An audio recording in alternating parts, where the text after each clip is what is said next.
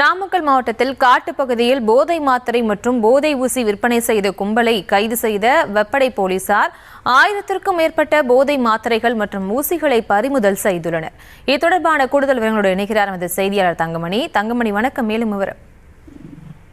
வணக்கம். நாமக்கல் மாவட்டம் பள்ளிப்பாளையம் மற்றும் வெப்படை காவல் நிலையத்திற்கு உட்பட்ட பகுதிகளில் சட்டவிரோதமாக போதை ஊசிகள் மற்றும் போதை மாத்திரைகள் விற்பனை செய்யப்படுவதாக வெப்படை காவல் நிலைய ஆய்வாளர் சங்கீதா மற்றும் உதவி ஆய்வாளர் செந்தில்குமாருக்கு கிடைத்த ரகசிய தகவலின் அடிப்படையில் இன்று காலை வெப்படை காவல் நிலையத்திற்கு உட்பட்ட லட்சுமிபாளையம் பிரிவு பகுதியில் இருக்கின்ற ஒரு அடர்ந்த முள்காட்டிற்கு பகுதியில் சில இளைஞர்கள் போதை மாத்திரை விற்பனை செய்வதாக தகவல் கிடைத்த அடிப்படையில் போலீசார் அங்கு சென்று பார்த்த பொழுது லட்சுமணன் மற்றும் சதீஷ்குமார் என்கின்ற 2 இளைஞர்கள் போதை மாத்திரையை விற்பனை செய்து இருக்கின்றனர். அப்பொழுது அந்த 2 இளைஞர்களை பிடித்து விசாரணை மேற்கொண்ட பொழுது பள்ளிப்பாளையம் பகுதிகளை சார்ந்த சுமார் 9 இளைஞர்கள் இந்த போதை மாத்திரை மற்றும் போதை ஊசிகளை விற்பனை செய்து வருவது கண்டுபிடிக்கப்பட்டது. இதையடுத்து போலீசார் ஒவ்வொரு வீடுகளாக சென்று அங்கிருக்கின்ற இளைஞர்களிடம் விசாரணை செய்த பொழுதுதான் திடுக்கிடும் தகவல் என்பதே கிடைக்கப்பட்டது. குறிப்பாக 3 சிறார்கள் உட்பட 7 இளைஞர்கள் இந்த போதை மாத்திரை போதை ஊசிகளை கடந்த 2 வருடங்களாக விற்பனை செய்து வருகின்றனர்.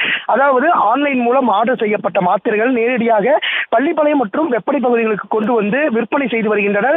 250 முதல் 500 ரூபாய் வரை இந்த போதை மாத்திரைகளை விற்பனை செய்து வந்திருக்கின்றனர்.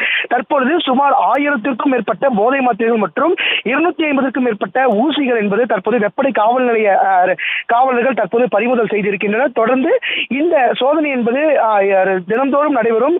யாராவது சட்டவிரோதமாக போதை மாத்திரைகள் மற்றும் போதை ஊசியை பயன்படுத்தினால் போலீசாருக்கு ரகசிய தகவல் கொடுக்கலாம். தகவல் பாதுகாக்கப்படும் என போலீசார் தற்போது தெரிவிக்கின்றனர்.